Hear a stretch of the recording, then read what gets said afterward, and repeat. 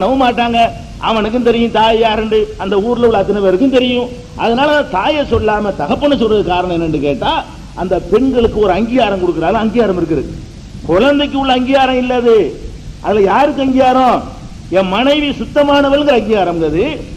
என்னுடைய இன்சியலை என் குழந்தைக்கு நான் போட்டா என் மனைவியை நான் நம்புகிறேன், எனக்கு தான் அந்த பிள்ளைய பெத்தான்னு நான் உறுதி சொல்றேன், அதுல எந்த டவுட்டும் இல்லைன்னு சொல்றான் பாருங்க. இதுதான் பெண்ணுக்கு கண்ணியம். இவன் என்ன செய்யறான்? புரட்சிங்கிற பேர்ல பெரிய தத்துவம்னு சொல்லிவிட்டு அம்மா பேரை போட்டுக்க.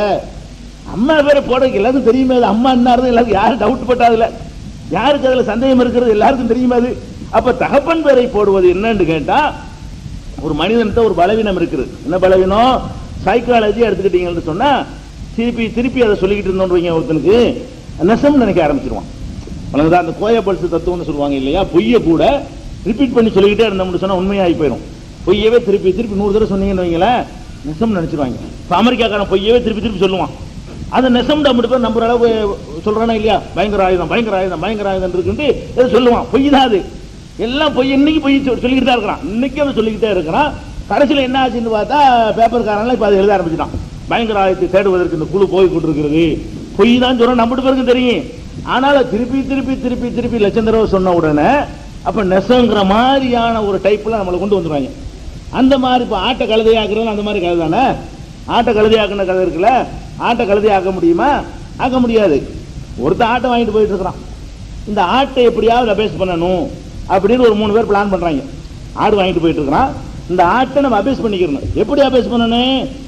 தட்டி பறிச்சுக்கிட்டு போக கூடாது, அவனே தேர்ந்தே நம்ம வாங்கி போடணும், அவனை விட்டு தர அளவுக்கு ஏமாத்தி வாங்கி போடணும். அப்பதான் கேசு எல்லாம் வராது அப்படின்னு பிளான் பண்ணி என்ன செய்யறாங்க, 3 பேர் 3 இடத்துல நின்றுட்டாங்க.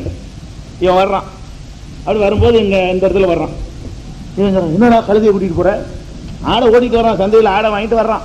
ஒருத்தன் முதலாளி என்ன செய்யறான், அவனை சந்திச்சு என்னடா கழுதையை ஓட்டிட்டு போறாங்க, விட்டு பார்த்தா ஆடை தான் தெரியுது, அவன் கழுதைங்கிறான். அது கிறுக்கு பையிலேருந்து போறான், போய் சொல்றான் இவன் லூசுவன் அப்படின்னு சொல்லிட்டு கொஞ்சம் தூரம் போறான். இன்னொருத்தன் என்ன செய்யறான், என்னடா கழுதை ஓட்டிட்டு போற? அவன் 2வது ஆளு பிளான் பண்ணிக்கிட்டாங்களே ஏற்கனவே. இவனுக்கு பாதி சந்தேகம் வருது, அவனும் கழுதைங்கிறான் இவனும் கழுதைங்கிறான், நம்ம தான் ஏமாந்துட்டோமோ, நம்ம கண்ணுக்கு தான் இது ஆடு மாதிரி தெரியுதோ, அவங்க கண்ணுக்கும் கழுதையா தெரிஞ்சிருக்குது, இந்த 2வது ஆளும் கழுதைங்கிறான். அப்படின்னு அவனுக்கு 50 ஆயிட்டான். ஆடா கழுதையான்னு 50 ஆயிட்டான். ஆடா இருக்குமோ இல்ல கழுதையா இருக்குமோ, இல்ல ஆடத்தான் இருக்கும் இல்ல கழுதையா தான் இருக்கும் என்கிற லெவலுக்கு ஒரு ஆயிட்டான். இன்னும் கொஞ்சம் தூரம் போறான். என்னடா அது நல்ல தானே, ஏட்டா கழுதையை ஓட்டிட்டு போற? 3வது நல்லா தானே இருந்தது, கழுதையை ஓட்டிட்டு போற. அப்புறம் உறுதி ஆயிட்டான், ஆஹா நம்ம கழுதையத்தான் நம்ம ஆடுன்னு நினைச்சிட்டோம், நெசமா இது கழுதை தான். அப்ப நல்லா ஆடுன்னு தெரிஞ்சுக்கிற விஷயத்த கூட 3 தடவை கழுதைன்னு நினைச்சிட்டான். அப்ப அந்த மாதிரி மனிதனுக்கு சில செய்திகளை திருப்பி போடும் பொழுது அது கன்ஃபார்ம் ஆயிடும், ஆதாரமா தேட மாட்டான், 100 பேர் நம்பிடுவான். அது மாதிரி தான் இந்த இன்சியல்ங்கிறது. நீ தான் வாப்பா, நீ தான் தகப்பேன், ஆமா அரைகுறையா இருந்தா கூட நம்ம பிள்ளைதான் நம்பிடுவான். உனக்குதா நீ தான் தகப்பேன், உனக்கு தான் பிறந்துச்சு, உனக்கு தான் பிறந்துச்சு, எம்மு தான் இன்சியல், ஏதான் இன்சியல் அப்படின்னு சொல்லிட்டு வந்து என்ன வைங்களேன், திருப்பி அதை போடும் பொழுது இது நம்ம பிள்ளைதான். ஒரு தாய் எப்படி தன் குழந்தையை நம்புறாளோ அதே அளவுக்கு தகப்ப நம்புறானா இல்லையா? ஏன் நம்புறான்? தாய் நம்புற அளவுக்கு நம்புறான், அதுல எந்த டவுட்டும் கிடையாது. என் பிள்ளைதான் சொல்லி நம்புறான். எப்படி நம்புறான்னு கேட்டா, அவனை திருப்பி அதை சொல்ல வைத்து திருப்பி அவன் மனசுல அடிச்சு இது ஏன் பிள்ளைதான் நினைச்சுக்கிட்டு அவ்வளவு சொத்து பத்து சுகம் எல்லாத்தையும் இந்த பிள்ளைகளுக்காக தியாகம் பண்றான், அதற்காக வேண்டி கஷ்டப்படுறான், அதுக்காக வேண்டி உழைக்கிறான், தன்னுடைய இளமையை பாழாக்கிட்டு போய் வெளிநாட்டுல கஷ்டப்படுறான். இதுக்கெல்லாம் என்ன காரணம்? இந்த தகப்பன் வழியில சுமத்துன அந்த சுமைதான் அந்த அப்படி ஆக்கி வைக்கிறது காரணம். இதை விளங்காம இப்ப ஒரு புதுசித்த அந்த தாய் இன்சியலை போட்டு விட்டு அம்புட்டு பிள்ளைங்க சந்தில போட்ட போறாங்க. பாருங்களேன் இப்ப என்ன ஆக போகுது, பாதி பிள்ளை சந்தில நிக்க போகுது. சரி வாங்க, ஆனா யாருக்கு தான் தாய் இன்சியல் போடலாம்?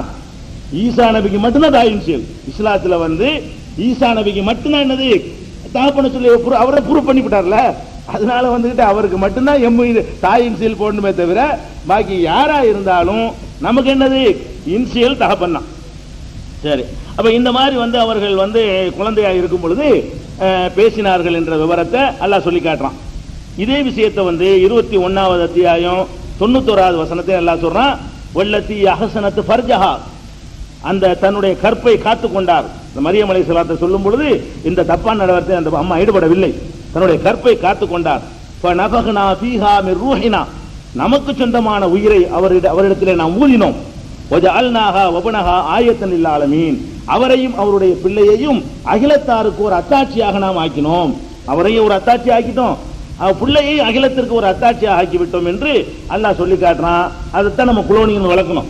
இது அல்லாஹ் சொல்லிவிட்டு எதை பிறந்தாரு கதை நினைச்சிட்டு போயிடாதீங்க. இதுல அகிலத்தாருக்கு ஒரு அத்தாட்சி இருக்குது. சிந்திச்சு பார்த்தீங்கன்னு சொன்னா இந்த மாதிரி நீங்களும் அதை உண்டாக்க முடியும். அதாவது ஒரு தகப்பன் இல்லாத முறையிலேயே குழந்தையை உருவாக்க முடியும். அது அவனுக்கு லேசானது, மற்றவங்க கொஞ்சம் கஷ்டப்பட்டு செய்யலாம் என்ற கருத்தை எல்லாம் நம்ம சென்ற வாரம் விளக்கியிருக்கிறோம்.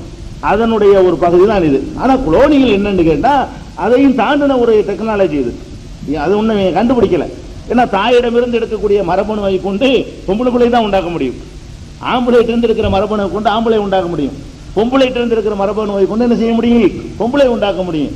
அல்லாஹ் என்ன பண்றான்? மரியம் அலைஹிஸ்ஸலாத்திலிருந்து உண்டாக்குனது ஆம்பளை உண்டாக்கி இருக்கலாம். இது இந்த குளோனிங்க்கு தாண்டின ஒரு டெக்னாலஜி. மரியம் அலைஹிஸ்ஸலாத்துடைய மரபணுல இருந்து உருவாக்கி இருந்தால் ஒரு பொம்பளையை தான் அவங்க பெற்றெடுத்திருக்கணும். யாரை பெற்றெடுக்கிறாங்க? ஆம்பளை பெற்றெடுக்கிறாங்க. இது இதுக்கும் தாண்டின விஷயம். இதை கூட நாளைக்கு கண்டுபிடிக்கலாம். இவங்க கண்டுபிடிக்கும் போது நம்ம அட்வான்ஸ் அவங்க சொல்லிக் கொடுக்கணும். நீங்க கண்டுபிடிச்சன்னு சொல்லுவீங்களா? கண்டுபிடிக்க முந்தி சொல்றோம். கண்டுபிடிச்சவன சொல்லல, கண்டுபிடிக்க முந்தி சொல்றோம். இன்னும் நீ கண்டுபிடிக்கல. பொம்பளை தேர்ந்து எடுத்து இப்ப ஆம்பளை உண்டாக்குறது நீ இன்னும் கண்டுபிடிக்கல. அதுவும் முடியும். கொஞ்சம் ஆராய்ச்சி பண்ணினால் கஷ்ட அத்தாட்சி ஆக்கியிருக்கிறேன் எல்லாம் சொல்றான். இன்னும் கொஞ்சம் ஆராய்ச்சி பண்ணி பாருங்க பாட்டு எல்லாம் சொல்றான். அப்படி வாசலை திறந்து விடக்கூடிய ஒரு மார்க்கம் இது. அதுக்கு அடுத்தது இந்த குழந்தையில ஈசா நபி பேசினாங்க இல்லையா?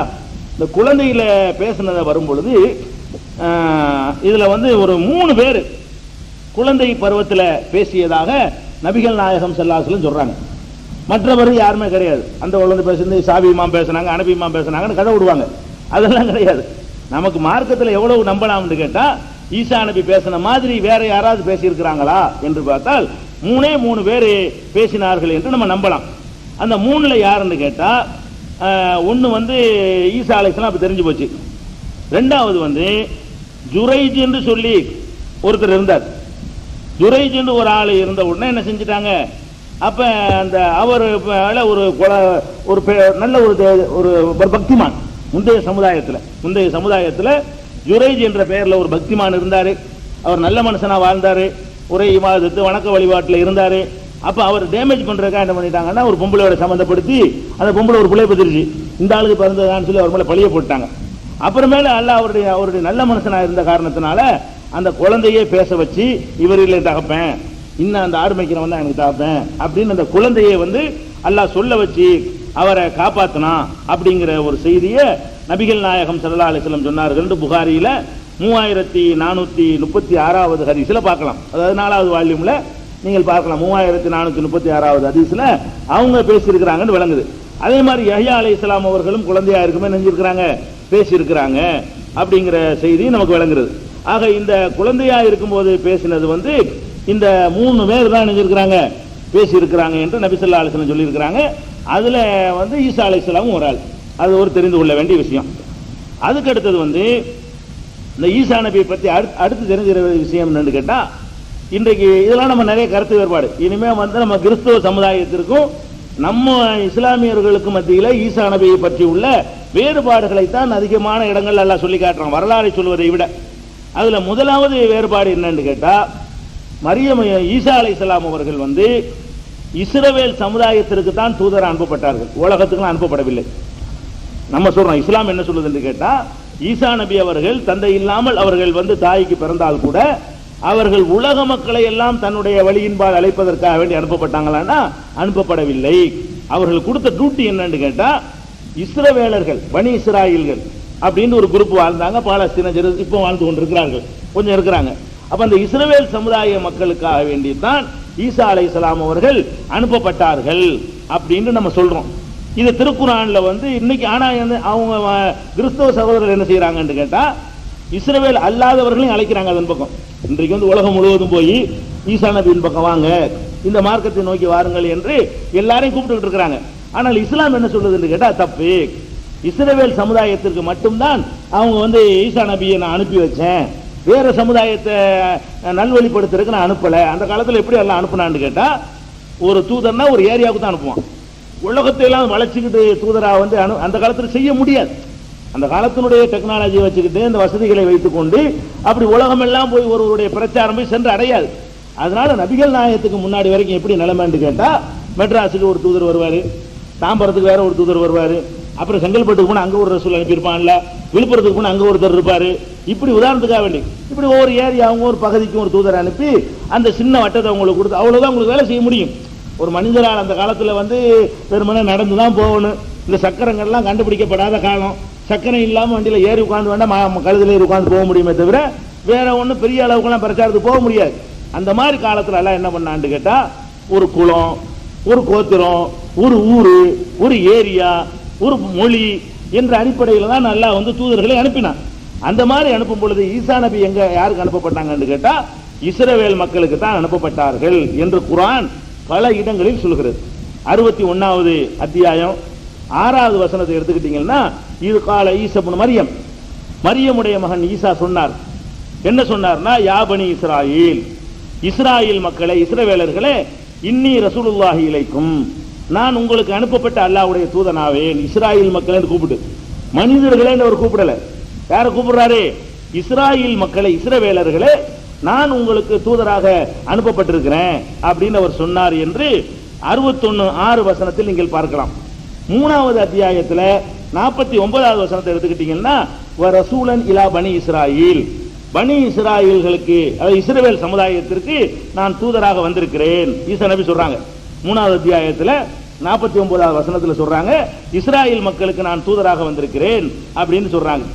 அதே மாதிரி 5வது அத்தியாயம் 72வது வசனத்தில் அல்லாஹ் சொல்லி காட்டுறான், ஒகாலல் மசீஹ், மசீஹ்னா ஈசாவுக்கு இன்னொரு பேரு.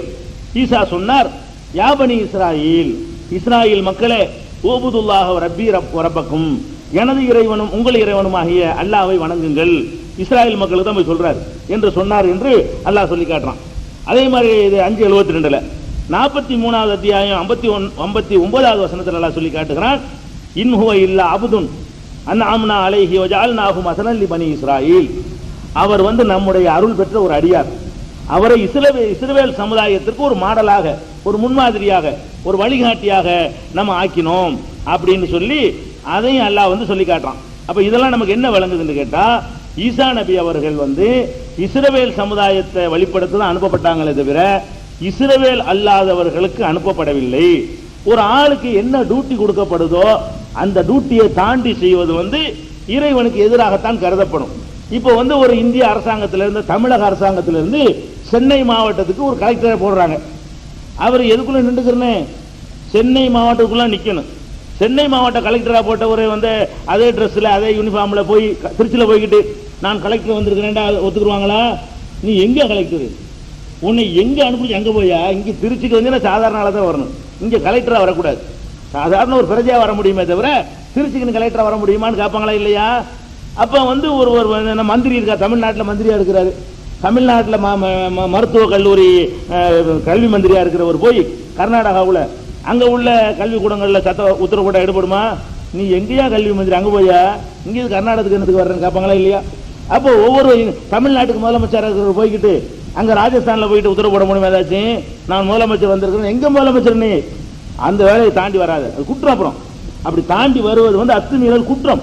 அப்ப அல்லாஹ் ஈசா நபி அவர்களை இஸ்ரவேல் மக்களை நல்வழிப்படுத்திற்கு அனுப்பினான் என்று சொல்லும் பொழுது அதை தாண்டி வேற பகுதிக்கு உள்ள மக்களை அவரின் பக்கம் அழைக்கிறது இருக்குது, அது அல்லாஹ்வுடைய ஏற்பாட்டுக்கு எதிரானது என்பது இஸ்லாம் சொல்லக்கூடிய அந்த கருத்து வேறுபாடு. கிறிஸ்தவ மக்களோடு நமக்கு ஏற்படுகிற கருத்து வேறுபாடு. இத குர்ஆன் தானே சொல்லுது, அது நாங்க எப்படி ஏத்துக்கிறது அப்படின்னு அவர்கள் சொல்வார்களே. ஆனால் பைபிள்லயும் கூட அப்படித்தான் இருக்கிறது. பைபிள்லயும் கூட என்ன இருக்கிறது, ஈசா நபி அவர்கள் தன்னுடைய சீடர்களோடு இருக்கும் பொழுது ஒரு பெண்மணி வர்றாங்க.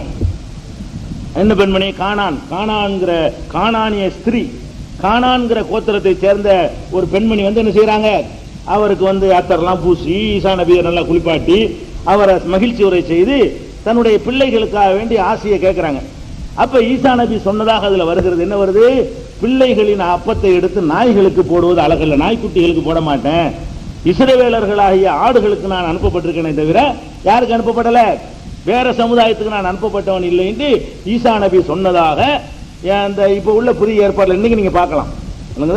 அப்ப ஈசா நபி அப்படி சொன்னார்கள் என்றுதான் அந்த வேதங்களில் அப்படிதான் நடந்திருக்கிறது. பின்னாடி வந்தவர்கள் தான் ஈசா நபி அவர்கள் யாருக்கு அனுப்பப்பட்டார்களோ அந்த எல்லையை தாண்டி வேற பகுதிக்கும் போய்விட்டார்கள் என்று இஸ்லாம் சொல்லுகிறது. இந்த இஸ்லாம் சொல்லக்கூடிய இந்த கருத்துக்கு எவிடன்ஸாக வந்து இப்ப வச்சிருக்கிற அவங்களுடைய வேதங்கள்லையும் சான்றுகள் இருக்குது. எந்த வேதங்களை வச்சிருக்கிறாங்களோ அதுலயே வந்து ஒரு ஆசி கேட்கும் பொழுது உனக்கெல்லாம் தர முடியாது, நீ என்ன இஸ்ரவேல் சமுதாயமா, நீ கானான்கிற ஸ்திரீ, உனக்கு போயிட்டு நீ எப்படி என்கிட்ட வரலாம், நான் உனக்கு தூதர் கிடையாது, நான் உனக்கு வழிகாட்ட வந்த ஆள் கிடையாது, நான் இஸ்ரவேலர்களுடைய ஆடுகள் இஸ்ரவேலர்களாகிய ஆடுகளுக்குத்தான் நான் அனுப்பப்பட்டிருக்கிறேனே தவிர வேற நாய்க்குட்டிகளுக்கு நான் அனுப்பப்பட்டவன் இல்லையே என்றெல்லாம் அவர்கள் சொன்னதாக இருக்கிறதை பார்க்கும் பொழுது இந்த விஷயத்துல நம்ம வந்து அந்த சமுதாயத்தோட நம்ம என்ன செய்யறோம், கருத்து வேறுபாடு, இஸ்லாம் வந்து கருத்து வேறுபாடு கொள்ளுது. இது ஒரு முக்கியமான விஷயம். அடுத்தது வந்து ஈசா நபி அவர்கள் விஷயத்துல கருத்து வேறுபாட்டில் அடுத்த மேட்டர் என்னன்னு கேட்டா, ஈசா நபி அவர்களுக்கு வந்து 11 சீடர்கள் இருந்தாங்க. அந்த உங்க கருத்து பிரகாரம் இந்த 11 சீடர்கள்ல ஒரு சீடர் என்ன பண்ணிட்டாருன்னு கேட்டா காட்டி கொடுத்துட்டாரு. அந்த அவங்களுக்கு நம்பிக்கை பிரகாரம் ஈசா நபி நினைச்சிட்டாரு, எதிரிகள் கொள்ளுவதற்கு வரும் பொழுது இவர் தான் ஈசா, யாரை கட்டி முத்தமிடுவானோ அவர் தான் கண்டுபிடிச்சிக்கிறங்க அப்படின்னு காசு வாங்கிட்டு, அது ரொம்ப காசுலாம் வாங்கலையா, 30 காசு தான், 30 வெள்ளி காசுக்கான்னு நினைச்சிட்டாரு. அதை வாங்கிட்டு அந்த சீடர் வந்து காட்டி கொடுத்துட்டாரு அப்படின்னு சொல்லுவாங்க. ஆனா இஸ்லாம் வந்து அதை மறுக்குது. அப்படி இல்லை, ஈசா நபி அவர்கள் தயாரித்தவர்கள் எல்லாம் அப்படி பத்தரை மாற்று பவுன்கள் அவங்கெல்லாம், அவங்க யாருமே விலை போகல, அவங்க யாருமே காட்டி கொடுக்கல. அல்ல 61வது அத்தியாயத்துல 14வது வசனத்துல எல்லாம் சொல்லி காட்டுகிறான், யா அய்யுஹல்லதீன ஆமனு, நமக்கு அல்லாஹ் சொல்றான், நம்பிக்கையாளர்களே, கூனு அன்சார் அல்லாஹ், நீங்கள் அல்லாஹ்வுக்கு உதவியாளர்களாக ஆகிவிடுங்கள். எந்த மாதிரி ஆகணும் தெரியுமா, கமா கால ஈசா இப்னு மரியம் லில் ஹவாரியின், மரியமுடைய மகன் ஈசா தம்முடைய சீடர்களுக்கு சொன்னார், மன் அன்சாரி இலல்லாஹ், அல்லாஹ் விஷயத்தில் எனக்கு உதவி செய்பவர் யார் என்று சீடர்கள்ட்ட கேட்டார். காலல் ஹவாரியூன், சீடர்கள் எல்லாம் சொன்னார்கள், நஹனு அன்சாருல்லாஹ், நாங்கள் அல்லாஹ்வுக்காக உதவி செய்யக்கூடியவர்களாக இருக்கிறோம் என்று அவர்கள் சொன்னார்கள். அந்த மாதிரி நீங்களும் ஆவுங்கன்னு எல்லாம் நமக்கு சொல்றோம். ஈசா நபி கிடைத்த சீடர்கள் எப்படிப்பட்ட சீடர்கள் கேட்டா, அல்லாஹ்வுக்காக உதவி செய்வர்கள் ஆவுங்கள்னு சொன்ன உடனே நாங்க இருக்கிறோம்னு சொன்னார்கள். ஒரு ஆள் அப்படி இல்லைன்னா அல்லாஹ் வந்து நமக்கு அப்படி நமக்கு முன்மாதிரியை சொல்ல மாட்டான், அதுல ஒருத்தன் மோசமா போயிட்டான்னு சொல்ல மாட்டான். ஈசா நபி அவர்கள் தம்முடைய சீடர்கள்ட்ட கேட்டாங்க, யார் எனக்காக அல்லாஹ் விஷயத்தில் எனக்கு உதவி செய்வர் யாருன்னு கேட்டாங்க. காலல் ஹவாரியூன், சீடர்கள் எல்லாம் சொன்னார்கள், நஹ்னு அன்சாருல்லாஹ், நாங்கள் அல்லாஹ்வுக்காக உதவி செய்யக்கூடியவர்களா இருக்கிறோம் என்று அவர்கள் சொன்னார்களே. அந்த மாதிரி நீங்களும் ஆகுங்கள். நமக்கு அல்லாஹ் சொல்றான், நம்பிக்கையாளர்களே, மூமின்களே, முஸ்லிம்களே, நீங்கள் என்ன செய்யுங்க, ஈசா நபிக்கு எப்படி சீடர்கள் கிடைத்தார்களோ அந்த மாதிரி நபி ஸல்லல்லாஹு அலைஹி வஸல்லம் அவர்களுக்கு உதவி செய்யக்கூடியவர்களாக நீங்கள் மாறுங்கள் அல்லாஹ் சொல்றான்னு கேட்டா, அந்த மக்களை நம்ம ஒரு ஆளு கூட காட்டி கொடுக்க கிடையாது, நம்ம நம்ப கூடாது, தப்பு. நம்ம இஸ்லாமிய நம்பிக்கை பிரகாரம் ஈசா நபி அவர்கள்ட்ட நேரடியாக பயிற்சி எடுத்த அந்த 11 எத்தனை சீடர்களோ 11 அவங்க சொல்றாங்க. இஸ்லாம் வந்து நம்பரை சொல்லல, ஆனா சீடர்கள் அத்தனை பேருமே நல்லவர்களா இருந்தாங்க. யாரும் காட்டி கொடுக்கிற அளவுக்கு, சீடர்ங்கிற அளவுக்கு நெருக்கமான ஒரு இடத்தை பெற்றவர் வந்து ஒரு அற்பமான காசுக்காக காட்டி கொடுப்பாரா? மறுமை நம்பிக்கை அடிப்படையில் வார்த்தெடுக்கப்பட்ட ஒரு சமுதாயம், செலக்ட் பண்ணப்பட்டவர்கள் சாதாரண ஆட்கள் கிடையாது, தேர்வு செய்யப்பட்ட அவருடைய சீடர்களா இருக்கிறாங்க. அவங்களுடைய உள்ளத்துல ஆழமான நம்பிக்கையை ஈசா நபி அவர்கள் விதைத்திருக்கும் பொழுது அவங்க போய் காட்டி கொடுத்தாங்க என்று சொல்ற விஷயத்தை குர்ஆன் மறுக்கிறது. அப்படி கிடையாது, தப்பா சொல்லிட்டு இருக்கிறீங்க, ஒருத்தர் அவரை காட்டிலாம் கொடுக்கல, எல்லாருமே சுத்தமான முறையில் உதவி செஞ்சாங்க, அந்த மாதிரி நீங்களும் நபிகள் நாயகத்துக்கு உதவி செய்யுங்க என்று புகழ்ந்து சொல்ற அளவுக்கு அந்த சீடர்களை திருமறை குர்ஆன் என்ன செய்யுது, எல்லாரையுமே புகழ்ந்து சொல்கிறது. ஒருவரையும் காட்டி கொடுத்தார்னு குர்ஆன் சொல்லவில்லை. இது ஒரு முக்கியமான ஒரு வேறுபாடு. அடுத்தது என்னன்னு கேட்டா, ஈசா நபி அவர்களை பொறுத்த வரைக்கும் அவர்களுக்கு அல்லாஹ் ஒரு வேதத்தை கொடுத்ததாக சொல்லி காட்டுறான். என்ன வேதம்? இன்ஜீல்ங்கிற வேதம். குர்ஆன்ல எடுத்து பார்த்தீங்கன்னா ஈசா நபி அவர்களுக்கு இன்ஜீல்ங்கிற வேதத்தை கொடுத்தேங்கிற செய்தியை 3:48 நீங்க பார்க்கலாம், 5:46 பார்க்கலாம், 5:110 பார்க்கலாம், 57:27 பார்க்கலாம். இந்த வசனங்களை எல்லாம் ஈசா நபி அவர்களுக்கு அல்லாஹ் ஒரு வேதத்தை கொடுத்திருந்தான். அந்த வேதத்தின் அடிப்படையில் அவர் வந்து மக்களுக்கு போதனை செய்தார், மக்களை நல்வழிப்படுத்தினார். அதோடு சேர்த்து தௌராத்தையும் சொல்லி கொடுத்திருந்தார். தௌராத் என்பதே முந்தைய நபிமார்களுக்குள்ள வேதமா இருந்தாலும் அந்த வேதத்தையும் கற்றுக் கொடுத்து இவருக்கு புதுசாக இன்ஜீல் என்ற வேதத்தையும் அல்லாஹ் கொடுத்தான் என்ற விவரத்தை இந்த 4 வசனங்கள்ல நீங்கள் பார்க்கலாம். ஆனால் இப்ப ஈசா நபிக்கு கொடுத்த வேதம் என்று ஏதாவது உலகத்தில் இருக்குதான்னு கேட்டா இல்ல. ஈசா நபிக்கு அல்லாஹ் வேதம் கொடுத்ததா சொல்றான் இல்லையா? வேதம்டா என்ன? ஈசா நபி அவர்கள் எந்த புஸ்தகத்தை அடிப்படையாக வைத்து மக்களுக்கு நல்வழிப்படுத்தினார்களோ அந்த புஸ்தகத்துக்கு பேர் தான் வேதம். அப்படி ஒரு வேதம் நமக்கு எப்படி குர்ஆன் இருக்கிறதோ, நம்ம முஸ்லிம்கள் நமக்கு குர்ஆன் இருக்கிறது, மூசா நபிக்கு தௌராத் இருந்தது, தாவூது நபிக்கு ஜபூர் இருந்தது, இன்னும் பல நபிமார்களுக்கு பெயர் சொல்லப்படாத பல வேதங்கள் இருந்தன. அந்த வேதங்களை வைத்துக் கொண்டு இப்படி அல்லாஹ் சொல்றான், இப்படி அல்லாஹ்விடம் கட்டளை வந்திருக்குது என்று மக்கள் நல்வழிப்படுத்துவாங்க. இப்படித்தான் எல்லா நபிமார்களும் செஞ்சாங்க.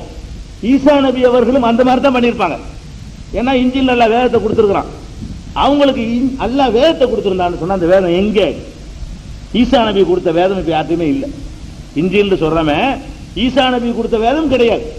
ஈசா நபியை பற்றி பின்னாடி வந்தவர்கள் எழுதின செய்திகள் தான் இருக்கிறது. ஈசா நபி அவர்கள் அங்க போனாங்க இங்க போனாங்கன்னு சொல்லி ஈசா நபியுடைய அதாவது சிலுவையில் அறையப்படுறாருன்னு சொல்றாங்க இல்லையா, அதுல நமக்கு கருத்து வேறுபாடு உண்டு. அது வரைக்கும் உள்ள, அதுக்கப்புறம் உயிர் தெழுந்தது வரைக்கும் உள்ள செய்திகளை பின்னாடி வந்தவர்கள் கேட்டு எழுதி கொண்டார்கள். அப்படிப்பட்ட நூல்கள் தான் இன்னைக்கு இருக்கே தவிர ஈசா நபிக்கு அல்லாஹ்ட்ட வந்துச்சு இறைவன் அந்த வேதம் இப்ப யார்ட்டையாவது உலகத்தில் இருக்குதான்னு கேட்டா இல்ல. ஆனால் இஸ்லாம் சொல்லுது அவருக்கு இருக்குன்னு சொல்லி. இதை நீங்கள் இந்த புதிய ஏற்பாடுகளில் படிச்சு பார்த்தீங்கன்னு சொன்னா இயேசுநாதர் போனாரு, ஒவ்வொரு யூத ஆலயங்களுக்குள்ளே நுழைஞ்சாரு, நுழைந்து ராஜ்யத்தின் சுவிசேஷத்தை பிரசங்கித்தார் அப்படின்னு வரும். இயேசுநாதர் என்ன பண்றாரு? ஒவ்வொரு ஆலயத்திலையும் போய் ராஜ்யத்தின் சுவிசேஷத்தை பிரசங்கித்தார் அப்படின்னு சொல்லி இப்ப 4 சுவிசேஷக்காரர்களும் எழுதி வைத்திருக்கிறத நீங்க இன்னைக்கும் பார்க்கலாம். இன்றைக்கும் புதிய ஏற்பாட்டில் பார்க்கலாம். என்ன பார்க்கலாம்? இயேசுநாதர் ராஜ்யத்தின் சுவிசேஷம்னா ஒரு புஸ்தகம், ராஜ்யத்தின் சுவிசேஷம் ஒரு புஸ்தகத்தை தான் மக்களுக்கு பிரசங்கித்தார்னு சொல்லப்படுது. அவர் பிரசங்கித்தார்னு சொன்னா அந்த ராஜ்யத்தின் சுவிசேஷம் ஒரு புஸ்தகம் உலகத்தில் இருக்கணுமா இல்லையா? இல்ல. எந்த புஸ்தகத்தை அவர் மக்களுக்கு பிரசங்கித்தார் என்று அந்த அவருடைய வரலாற்றை எழுதிய மத்தேயு, மார்க்கு, லூக்கா, யோவான் போன்றவர்கள் சொல்கிறார்களோ அந்த ராஜ்யத்தின் சுவிசேஷம் என்பது எங்க இல்ல? உலகத்தில் யாரிடமும் இல்லை. அவர் எந்த புஸ்தகத்தை போதித்தாரோ, ஒரு புஸ்தகத்தை போதித்தார் குர்ஆனும் சொல்லுகிறது. ஒரு புஸ்தகத்தை வைத்து மக்களுக்கு போதனை செய்தார் என்று இந்த 4 சுவிசேஷக்காரர்களும் சொல்கிறார்கள். மத்தேயு சொல்கிறாரு, மார்க்கு சொல்றாரு, லூக்கா சொல்றாரு, யோவான் சொல்றாரு. என்ன சொல்றாங்க? ராஜ்யத்தின் சுவிசேஷத்தை பிரசங்கித்தார்னு வருது. ஒரு புஸ்தகத்தை வச்சு மக்களுக்கு அறிவுரை சொன்னார். அவர் எந்த புஸ்தகத்தை வைத்து அறிவுரை சொன்னாரோ அந்த புஸ்தகம் இங்கேன்னா இல்லை, யாரிடமும் இல்லை. அவரை பற்றி மற்றவர்கள் எழுதின செய்திகள் தான். அவர் அங்க போனாரு, இங்க போனாரு, தூங்கினாரு, சாப்பிட்டாரு, எதிரிகள் மீன் கத்து கொடுத்தாரு, அப்படி செஞ்சாரு, சீடர்கள் கூட்டிட்டு போனாரு, படகுல ஏறினாரு, இப்படியான அவங்களுடைய சம்பவங்கள் புறாம சொல்றாங்க. அதெல்லாம் அவரை பற்றி பிந்தி வந்தவங்க இருந்த மேட்டர்கள். அவர் ஒரு புஸ்தகத்தை வச்சு ரசூல் ஸல்லல்லாஹு அலைஹி வஸல்லம் நபிகள் நாயகம் அவங்க குர்ஆனை வைத்து மக்களுக்கு போதித்தார்கள் நம்ம சொல்றோம். அந்த குர்ஆன் நம்மகிட்ட இருக்கா இல்லையா? எந்த குர்ஆனை வைத்து நபிகள் நாயகம் மக்களுக்கு போதனை செஞ்சாங்களோ அந்த குர்ஆன் நம்மகிட்ட இருக்குது. நபிகள் நாயகத்தினுடைய செயல்களை அறிவிக்கிற ஹதீஸுகள் நம்மகிட்ட இருக்குது. அவங்க அதை செஞ்சாங்க, இப்படி செஞ்சாங்க, இப்படி தக்பீர் கட்டினாங்க, இப்படி குனிஞ்சாங்க, இப்படி நிமிந்தாங்க, இப்படி சாப்பிட்டாங்க, இப்படி தூங்குனாங்க, இது மாதிரியான செய்திகளை சொல்லக்கூடிய ஹதீஸுகளும் இருக்கிறது. ஆனால் இந்த 4 சுவிசேஷம் சொல்வதெல்லாம் ஏறக்குறைய ஹதீஸ் மாதிரி தான். ஈசா நபி அப்படி செஞ்சாங்க, இப்படி செஞ்சாங்கன்னு சொல்வதெல்லாம் ஹதீஸ் மாதிரி உள்ளதுதான். குர்ஆன் மாதிரி ஒரு வேதம் ஒன்று வச்சிருந்திருக்காருன்னு குர்ஆனும் சொல்லுகிறது, அவங்களுடைய அந்த அந்த சுவிசேஷக்காரர்களும் சொல்லுகிறார்கள். அப்படி ஒரு ராஜ்யத்தின் சுவிசேஷம் எதுவும் இருக்குதான்னு கேட்டா இல்ல. அந்த இஞ்சில் என்பதுதான் நேமா ராஜ்யத்தின் சுவிசேஷமாக இருக்கக்கூடும். ஆனா அது உலகத்துல இல்ல. இஞ்சில்ங்கிற அந்த நூல் என்ன செய்யல இப்போதைக்கு யாரிடமும் இல்லை. ஈசா நபி அவர்கள் எந்த புஸ்தகத்தை மக்களுக்கு போதித்தார்கள் என்று சொல்லப்படுகிறதோ அந்த ராஜ்யத்தின் சுவிசேஷம் என்ற புஸ்தகம் யார்கிட்டையும் இல்லை என்பது அடுத்து அவங்களுக்கு நமக்கு உள்ள ஒரு வேறுபாடு. வேதம் ஈசா நபிக்கு உள்ள வேதம் ஏதோ ஒரு யாரோ இடையில அதை மறைச்சிருக்கிறார்கள், எப்படியோ அது மிஸ் ஆயிருக்கிறது, அது எங்கேயோ இல்லாம போய்விட்டது. அது இருந்துச்சுன்னு சொன்னா கருத்து வேறுபாடு வராது. அது இருந்துச்சுன்னு சொன்னா இப்ப குர்ஆன் சொல்லுதுல அதுல உள்ளது இது மெய்ப்படுத்துன்னு சொல்லுது. இஞ்சில்ல உள்ள விஷயத்தை எது மெய்ப்படுத்துது? குர்ஆன் மெய்ப்படுத்துன்னு சொல்லுது. அப்ப அந்த இஞ்சில் நம்மளுக்கு நீ உலகத்துல கிடைச்சதுன்னு சொன்னா அந்த இஞ்சிலையும் குர்ஆனையும் ஒப்பிட்டு பார்த்தோம்னு சொன்னா ஏறக்குறைய கொள்கைகள் எல்லாம் ஒரே மாதிரியா இருக்கும். சட்டத்திட்டங்கள்லாம் வித்தியாசம் இருக்குமே தவிர அடிப்படையான கொள்கைகள்லாம் ஒரே மாதிரியா இருக்கிறது இன்னைக்கு நம்ம வெரிஃபை பண்ண முடியும். அது ஒரு முக்கியமான ஒரு மேட்ரு. அடுத்தது என்னன்னு கேட்டா ஈசா நபியுடைய வரலாறுல அறிந்து கொள்ள வேண்டிய அடுத்த விஷயம், ஈசா நபி அவர்கள் இஸ்ரவேல் சமுதாயத்திற்கு அனுப்பப்பட்டாலும் இஸ்ரவேல் சமுதாயத்தில் உள்ள பல சட்டங்களை அவர் மாற்றி அமைக்க வந்திருக்கிறார். ஏற்கனவே சொல்லியிருக்கிறார். இஸ்ரவேல் சமுதாயத்துக்கு ஈசா நபி வர்றாங்க, ஏற்கனவே தான் அவங்களுக்கு நபிமார்கள்லாம் வந்தாங்களே, இவரையும் புதுசா வரணும்னு கேட்டா புதுசா வந்து சில வேலை செஞ்சாரு. மூசா நபி கொண்டு வந்த, அதுக்கு முந்தின நபிமார்கள் கொண்டு வந்த பல சட்டங்களை ஈசா நபியை கொண்டு அல்லாஹ் வந்து மாத்தினாங்கிறது எங்க இருக்குன்னு கேட்டா 3வது அத்தியாயத்துல 50வது வசனத்துல பார்க்கலாம். எப்படி வரும்னு கேட்டா முஸத்திகன், ஈசா நபி சொன்னாங்க, நான் மெய்ப்படுத்தக்கூடியவனாக வந்திருக்கிறேன். லிமா பைன யதைய மின தௌராத், எனக்கு முன்னால் வந்த தௌராத் என்ற வேதத்தை மெய்ப்பிக்க நான் வந்திருக்கிறேன். ஒலி உஹில்லலக்கும் பஅதல்லதி ஹுர்ரிம அலைக்கும், உங்களுக்கு ஹராமாக்கப்பட்ட சில விஷயங்களை ஹலாலாக்க வந்திருக்கிறேன். உங்களுக்கு ஏற்கனவே தடை செய்யப்பட்டிருந்த சில காரியங்களை அனுமதிக்கப்பட்டதாக ஆக்குவதற்கு நான் வந்திருக்கிறேன். ஒஜேத்துக்கும் பி ஆயத்தி மிர் ரப்பிக்கும், உங்கள் இறைவன் புறத்திலிருந்து நான் அற்புதங்களை வேறு கொண்டு வந்திருக்கிறேன். ஃபத்தகுல்லாஹ வாத்திஊன், அல்லாஹ்வுக்கு பயந்து எனக்கு கட்டுப்படுங்கள் என்று ஈசா நபி சொன்னதாக 3வது அத்தியாயம் 50வது வசனத்தில் இருக்கிறது. அப்ப ஈசா நபி அவர்கள் வந்து யூத சமுதாயத்தில் இருந்த முந்தைய பல சட்டங்களை மாற்றி அமைச்சாரு, இஸ்ரவேல் சமுதாயத்துக்கு வந்து மாற்றி அமைச்சார் என்பதையும் அந்த ஒரு விஷயத்தை தெரிந்து கொள்ள வேண்டியிருக்கிறது. அடுத்து தெரிந்து கொள்ள வேண்டிய விஷயம் என்னன்னு கேட்டா, ஈசா நபி அவர்கள் வந்து நிறைய அற்புதங்கள், அவர் பிறந்ததே அற்புதம் தான். ஈசா நபி பிறந்ததே அற்புதம், அவர் குழந்தைகளை பேசினது அற்புதம்.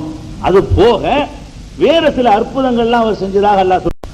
ஒமா தத்தஹிரூன ஃபீ புயூத்திக்கும், ஒரு ஆள் வருவார், நீ இப்ப என்ன சாப்பிட்டு வந்தேன்னு சொல்லட்டுமா, அதை நான் சொல்லுவேன். அவர் சொல்றார், ஓ நபியுக்கும் பிமா தஅகுலூன, நீங்கள் எதை சாப்பிட்டீர்களோ அதை நான் உங்களுக்கு சொல்லுவேன்.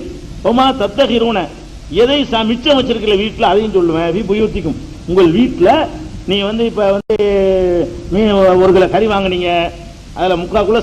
அஸ்ஸலாமு அலைக்கும் வரஹ்மத்துல்லாஹி